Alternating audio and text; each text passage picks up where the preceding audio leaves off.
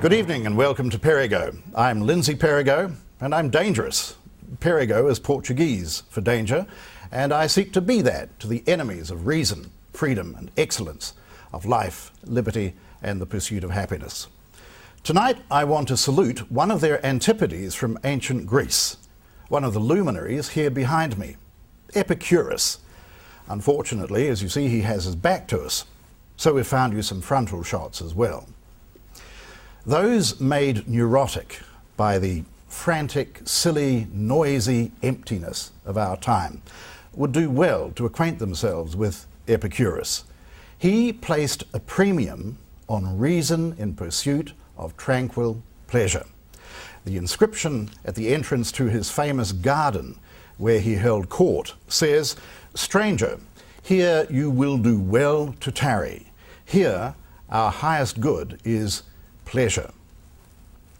Now, by that he didn't mean mindless, self-destructive pleasures of the moment, but cultivated, refined pleasures, befitting civilized beings. Good food and wine, friendship, conviviality, intellectual discourse, far from the madding crowd. He meant what I would call self-full, rather than what convention would call selfish. By pleasure, he also meant the absence and avoidance of pain and suffering, unlike his Christian successors, who taught the more pain and suffering the better, and did their damnedest to bring it about. He believed that there were gods, but he thought they had better things to do than interfere in the affairs of men. He was the first to pose the famous trilemma about God. Is God willing to prevent evil, but not able? Then he is not omnipotent. Is he able, but not willing? Then he is malevolent. Is he both able and willing? Then whence cometh evil? Is he neither able nor willing? Then why call him God? He taught that death was the end, and therefore one should be not fearful of it, but indifferent to it. Where we are, death is not. Where death is, we are not. Centuries of misery, induced by a superstitious belief otherwise, could have been averted had more folk embraced this truth. On the day of his own death, he wrote to a friend, of course, proclaiming that the joys of his reminiscences of their friendship trumped the physical pain he was currently experiencing. His last act was to quaff some wine and say, "Farewell, my friends, to the truths I've taught you, hold fast." A truly Epicurean way to go out.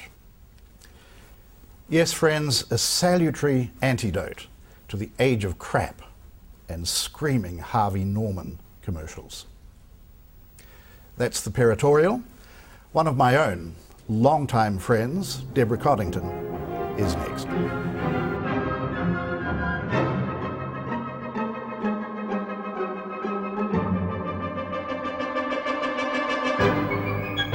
Welcome back to Perigo, and here now, as promised, or should that be as threatened, current columnist, resident stirrer for the Herald on Sunday, former ACT MP, former deputy leader of libertarians, and author of many books, including this one, Perigo, Politically Incorrect. My dear, dear friend of long standing, Deborah Coddington. Welcome, thanks for coming in. Nice now, we do go back a way, don't we? We do, yes. And it's been at times turbulent, It has. tempestuous. Yes. What were the circumstances of our first meeting? I think you'd been sent in to police me, hadn't you? Or was that a little bit later? No, I did a story on the dairy industry for North and South, and I think you were ordered by your boss then, Alan Gibbs, to interview me for BBC World Service in 1993. I was also doing a book, Turning Pain into Gain, the deregulation of New Zealand.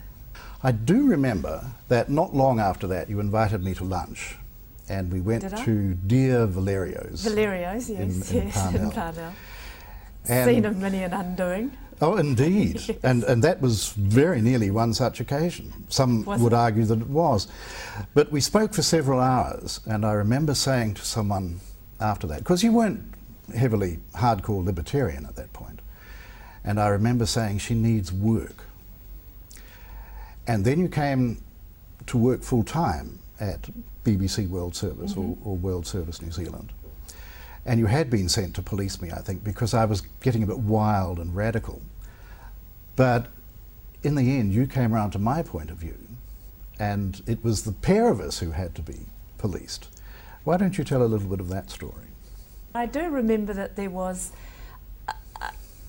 a lot of undoing there. I mean, Rodney Hyde was working there too. Well, he was working for Alan Gibbs. And I do remember that I did have to compare World Service with Morning Report. I remember Alan, we used to joke that Alan had this toy of World Service, and we used to joke that he would play with this toy of World Service until it broke. And we had the suspicion that Alan was being got at by his friends. I mean, the people from World Service, we used to call her Elizabeth Shoes, came over from London to check up on us because we were broadcasting these views on liberty. But do you remember that the listeners actually loved it in Auckland, and we did that documentary on political correctness, and we put it all together. And I remember when we broadcast it in the morning, and the airwaves sort of went silent. No, the phones went silent, and suddenly they just went crazy. And we started answering them, and everyone was just going, that is fantastic, that is the most brilliant thing we've heard on the air in Auckland for many a long year. And in the end, we just had to stop answering them and go out for a long boozy breakfast, because it was overwhelming, the response we had to that. And that, I think, was the beginning of the end for BBC World Or in Service some respects, Auckland. the end of the beginning.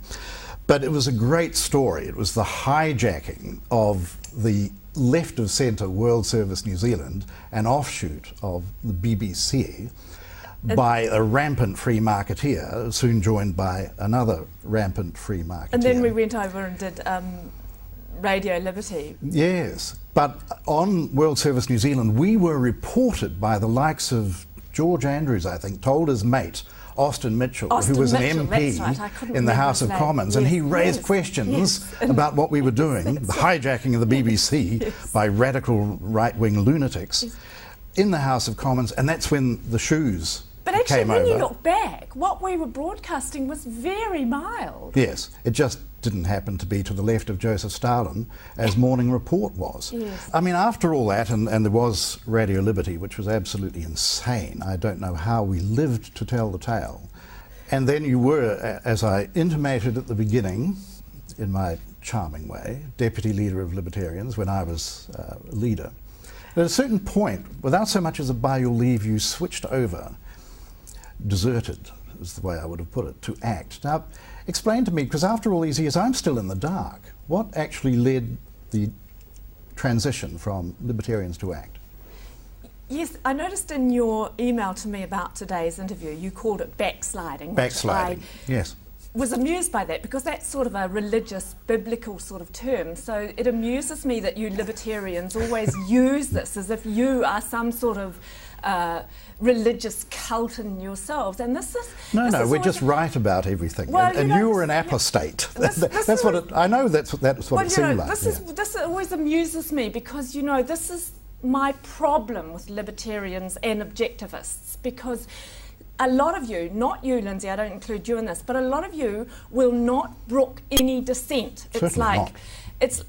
Well, okay, I do include you in this. It's like either you're with us or you're against us. And, you know, if you just disagree with anything. So one of the things with me was this, and this was the smacking of children. This is where I fell out with the libertarians, because I supported Sue Bradford's bill because I looked at this very carefully. And, you know, with libertarians, they are opposed to the initiation of force. Physical force, yes. Of physical force. Yeah. And I didn't support that bill. I didn't support it because I thought it would immediately stop the abuse of children. I wasn't so stupid to think that. But I looked at the law and I thought, why should children, when they come to court, why should children not have the same equality before the law as adults? Because they did not before. And so I had this huge row with the libertarians and they said, out, out, out, you know, you don't belong with us anymore. And, you know, children are not also adults. They're not pretend human beings. They are human beings. And they should not have force initiated against them also. That's where I stood. And that is a very powerful argument. And I'll confess quite freely, I often wonder if I personally wasn't on the wrong side. But, you know, my concern was the nanny state aspect of the government dictating to parents how they should raise their children. Well, and we were told that the police would be monitoring and they would have to act on every complaint or example of neighbours pimping on neighbours that was brought to their attention. It hasn't worked out that way, no, I'll grant you that. But yes, and the people who opposed it said, why should the state dictate how we bring up our children? The state already does that. You're not allowed to have sex with your children, pardon me. And I said, you know, once husbands were allowed to rape their wives, they're not allowed to do that anymore. You know, you could go around saying, why should the state dictate how we can, you know, relate to when we can have sex with our wives? We should have sex with our wives whenever we feel like it. If they say no, we should still be able to have sex with our wives. And that was the argument I tried to have with libertarians, and they would not listen. So I said, well, stuff you, I'm off. And that's where I went away and thought, you know, I went away in high dudgeon and thought, well, bugger you, you know, I'll go off on my own and you can all go and get stuffed. And I admit that I sulked, which I'm very good at. But you spanked your children, so... They said I missed. That's no excuse, Deborah, that's a cop-out. Yeah, but I admitted that, and I'm saying just because I did it didn't make it right. What was the big thing you wanted to achieve in Parliament? I didn't have any one big thing I wanted to achieve. In fact, I was very reluctant to go to Parliament initially when ACT approached me. Education was really my big thing that I went to Parliament on. Was really school, parents having choice over where they should be able to send their children to school, because I'd done a lot of stories for North and South on the absolute decline of the education system and why the state was dictating where parents were sending their children to school, and only the wealthy had choice in terms of being able to choose private schools or choosing where they lived because of zoning. And at the same time that I finally said to ACT, all right, I will stand, I won the Qantas Feature Writer of the Year award, and on top of that won the Qantas Wolfson Fellowship to Cambridge University, which is it's the holy grail really, where you get to choose to research whatever you like. Qantas pays all your overheads, your fees, everything, all your living allowances, and I could choose to go to Sweden and the Netherlands and study their system of school choice, where they have a voucher system.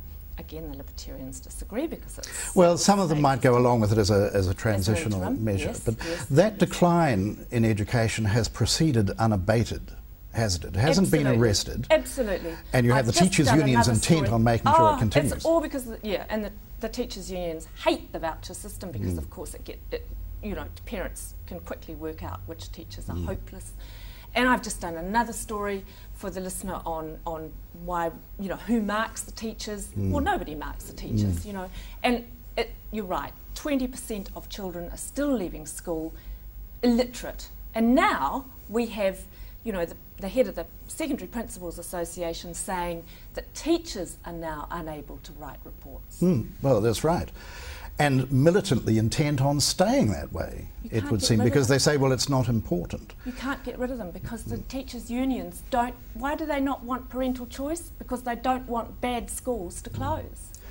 Have you developed a view on what's behind it all? How do you mean? What philosophy is behind the decline in standards and the continued apologetics for the decline in standards? I mean, I always look for what led to this, not just the facts as they happened, but what was behind it? Was it a conspiracy of some sort, or was it Clarence Beebe in the Ministry of Education? Was it John Dewey? Was it a general socialist conspiracy? What's your view? I don't like to believe in conspiracies, but I think it's just a hatred of the good for being the good. And it's Whom are you quoting there, by the way? I can't let that pass. I think I'll let you say that. Well, okay. Thank you, Miss Rand. But yeah, I agree, absolutely, that's what it is. That's the answer I was looking for. Rand. Yeah. Actually, I said that without even realising that I was quoting Rand. But it is a total hatred of excellence. It's wanting to, instead of, look, I wrote a column about this just recently, and I got a huge amount of hate mail for it, and it was from people who probably don't even know who Ayn Rand is. But I said, I don't mind about closing the gaps. Sure, let's close the gaps. But why drag all the people from the top down to the bottom? Why not lift everybody up to the best they can be? Why can't we do that? Why do we try and destroy excellence?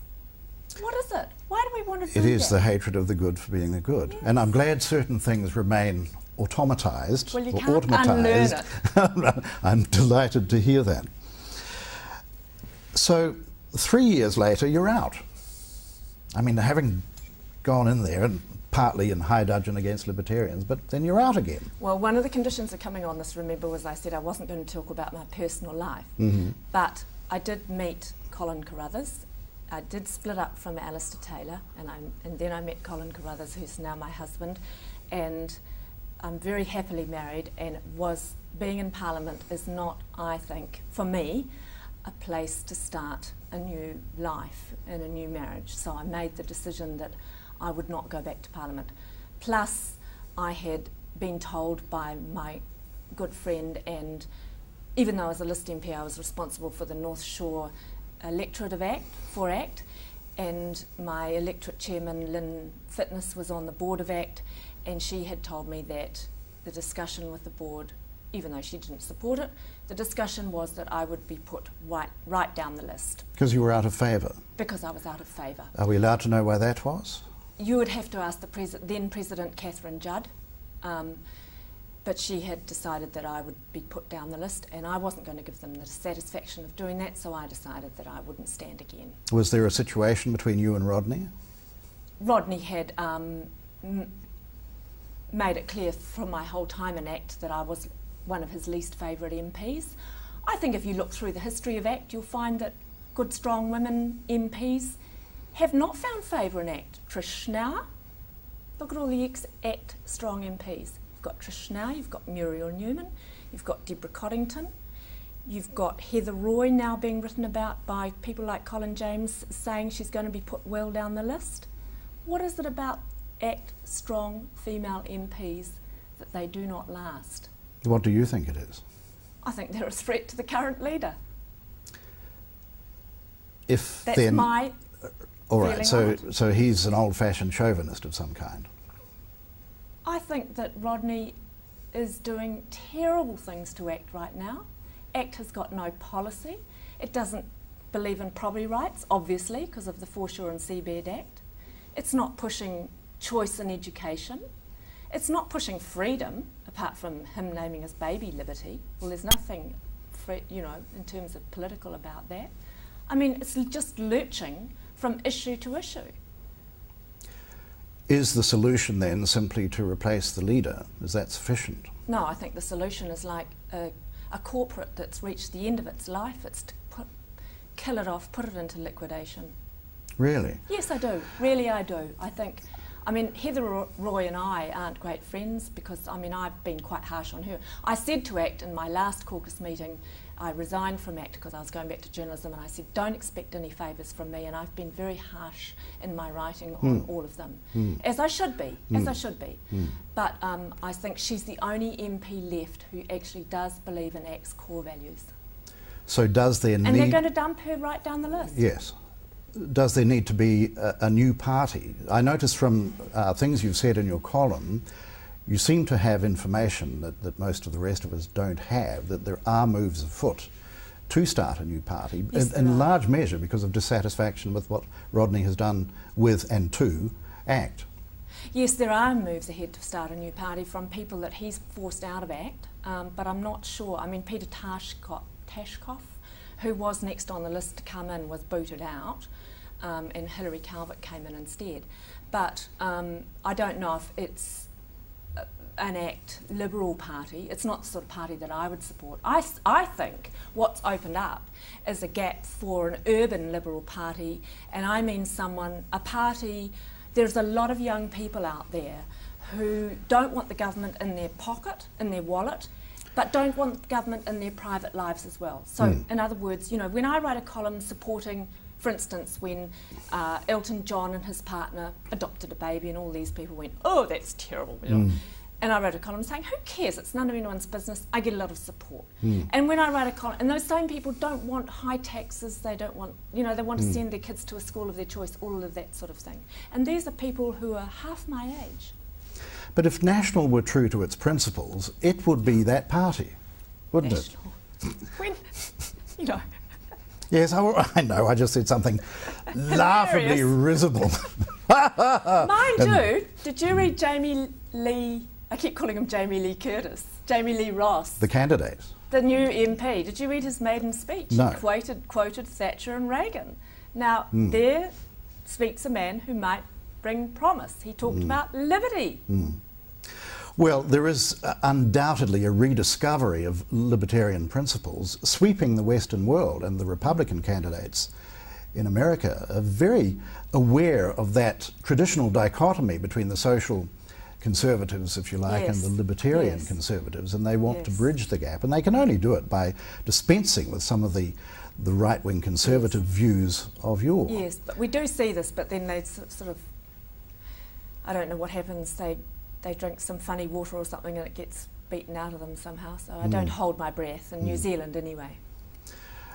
On the left, you've had some things to say about Phil Goff and the way he handled the Darren Hughes affair. You think it unnecessary for Darren to have resigned, and I agree with you, but you blame Goff for the fact that even happened. Yes, I mean, Phil Goff's very decent, and I think that was his, you know, he behaved like a justice minister, he didn't behave politically. That's another reason why I got out, by the way, because I think to survive you have to become someone that I didn't want to be. I didn't want to be that sort of political animal. And for all Goff, he's been there a long time, I still don't think he behaves like a political animal. But, you know, Darren Hughes should have stepped down while the investigation was going on. It's been going on far too long by now too. But he should have, like Angelo Dundee, the boxing coach, that was who I always thought of when I was in trouble, come out punching. Stare them down, don't let them get you, you know, just stare them down. And you think Andrew Little is... Oh, he's another piece of work. Gimlet-eyed Andrew Little. And he's going to take over from Goff, you reckon? I reckon, yeah. And that would be a bad thing or a good thing? Oh, well, it'll be a bad thing for people like Cunliffe and Shane Jones and David Parker and all these people who want that seat. But, I mean, for the Labour Party, it does mean a leftward lurch, doesn't it? It's a left-wing lurch, but I think that's what people are looking for, who really believe in Labour Party values. Well, at least it would give us something remotely resembling a choice. Yes, some between far left and centre left. Yes, yes. If a respectable right wing, in the sense in which we're using the term, party, were to be formed, would you consider coming out of your blissful marital... No. So no regrets about the decision you made? No regrets at all. No. So for now, it's just more stirring every week? More stirring every week, yes. In the last column, I make wine too, you see. And yes. To the quality of which I can heartily attest. In your most recent column, you made a reference at the beginning to the column being in danger, or you're having to save the column. Is it in danger? Are you stirring too much? No, there's an unwritten rule that you do not criticise one of your fellow columnists, and I went further than that. I vehemently disagreed with what I called the socialist twaddle in the editorial, But I was really just teasing because I had forewarned my editor that this was what I was going to do. It was about bullying and how they attributed bullying to violence on the football field and etc. But yes, no, I was really just being mischievous. Well, long may it continue. Thank you, Lindsay. Long may you continue attacking socialist twaddle and stirring things up. Deborah, darling, been a pleasure. Thank you. Deborah Coddington, and when I come back, our romantic music gem of the week.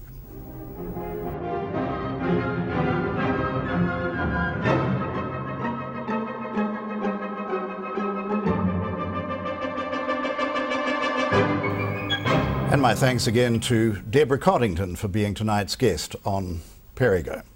And so to this week's music gem from the Romantic era, courtesy of Marbex, who've kindly made a copy of this week's CD available to give away.